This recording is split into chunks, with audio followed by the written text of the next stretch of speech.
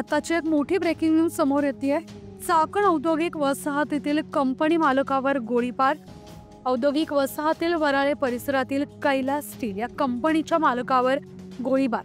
अज्ञातानं केले 2 round fire. एक round कंपनीच्या मालकाच्या पोटामध्ये लागला असल्याची प्राथमिक माहिती मिळाली आहे।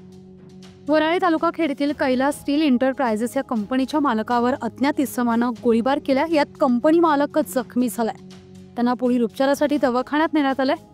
सध्या जखमींची प्रकृती स्थिर आहे।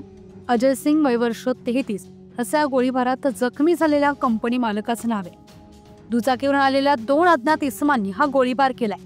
पिंपरी चिंचवड पोलीस आयुक्तालयाच्या महाळुंगे एमआयडीसी पोलीस ठाण्यात गुन्हा दाखल करण्याचं काम सुरू।